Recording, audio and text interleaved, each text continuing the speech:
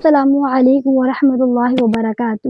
میں ہوں علیشہ زاہد اور آج ہم بات کریں گے قرآن کریم کے آداب کے بارے میں، یعنی ہم جب قرآن پاک پڑھتے ہیں تو اس کے کیا آداب ہیں، ہمیں کس طریقے سے پڑھنا چاہیے، کیونکہ قرآن شریف وہ کتاب ہے جو بہت ہی بلند مرتبے والی کتاب ہے، جس کے ایک حرف پڑھنے پہ اللہ تعالیٰ نے 10 گنا زیادہ نیکیاں لکھ دی ہیں۔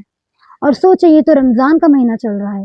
حدیث میں آتا ہے کہ اللہ کے رسول صلی اللہ علیہ وسلم نے ارشاد فرمایا کہ جو شخص قرآن کریم کا ایک حرف پڑھتا ہے تو اس کے لیے ایک نیکی، اور وہ ایک نیکی 10 گنا زیادہ بڑھا دی جاتی ہے۔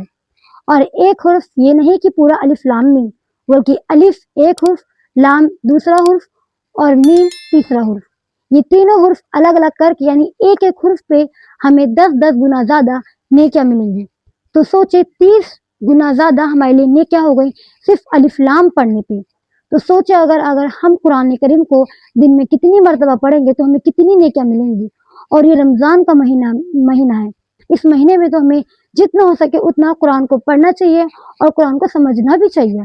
اسلام میں قرآن کی پڑھنے کی بھی تاکید آئی ہے اور قرآن کو سمجھنے کی بھی۔ اکثر لوگ کیا سوچتے ہیں کہ اگر قرآن کریم کو سمجھنا ہے تو وہ پڑھنا چھوڑ دیتے ہیں، اور اکثر لوگ صرف قرآن کریم کو پڑھتے ہیں، سمجھنا چھوڑ دیتے ہیں، بلکہ ہمیں اس ماہ رمضان دونوں چیز کرنی ہے۔ تو میں آپ کے سامنے ابھی کچھ آداب پیش کروں گی جو ہمیں قرآن کریم پڑھتے وقت دھیان رکھنے چاہیے۔ تو چلیے آئیے پڑھتے ہیں۔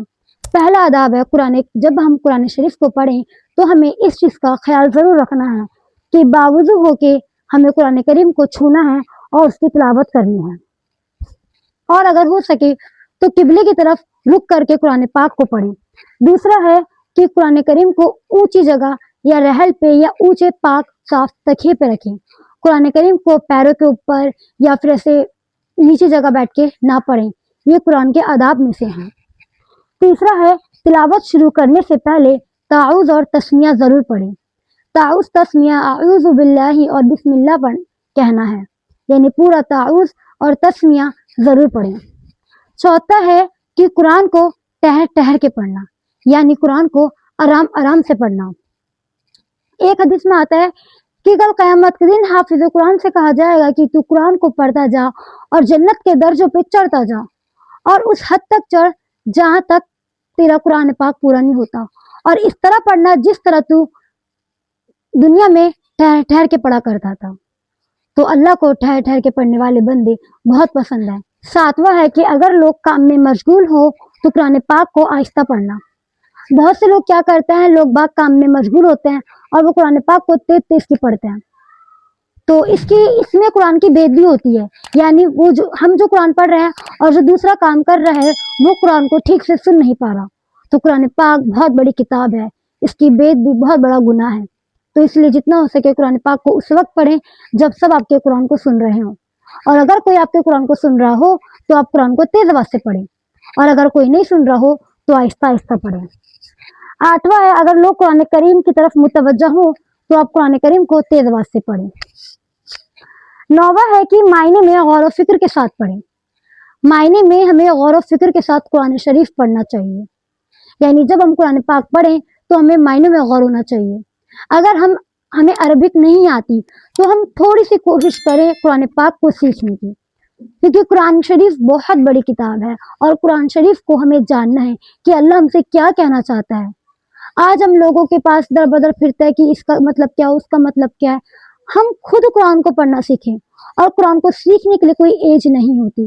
آپ جس بھی عمر میں ہیں قرآن کو سیکھیں، قرآن کو پڑھیں، کیونکہ اللہ نے اپنے بندوں کے لیے قرآن پاک نازل کرا ہے تاکہ اس کے بندے گمراہ نہ ہو سکے۔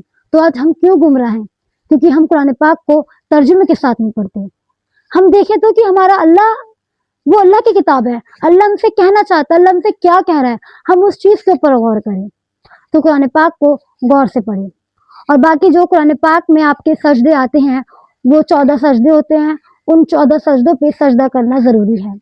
ہو سکے تو جس وقت آپ کے پارے میں سجدہ آئے اسی وقت آپ سجدہ کر لیں۔ تو یہ وہ قرآن کے آداب تھے جن کا کرنا ہمارے لیے بہت زیادہ ضروری ہے۔ تو انشاءاللہ تعالی ہم جب قرآن پڑھیں گے انہی آداب کے انہی طریقوں کے ساتھ پڑھیں گے۔ اللہ تعالی ہم سب کو کہنے سننے سے زیادہ عمل کرنے کی توفیق عطا فرمائے۔ और आप मुझे कमेंट बॉक्स में ज़रूर बताइएगा आपको नेक्स्ट टॉपिक किस पे चाहिए। इंशाल्लाह ताला आपको उसी टॉपिक पे वीडियो मिलेगी।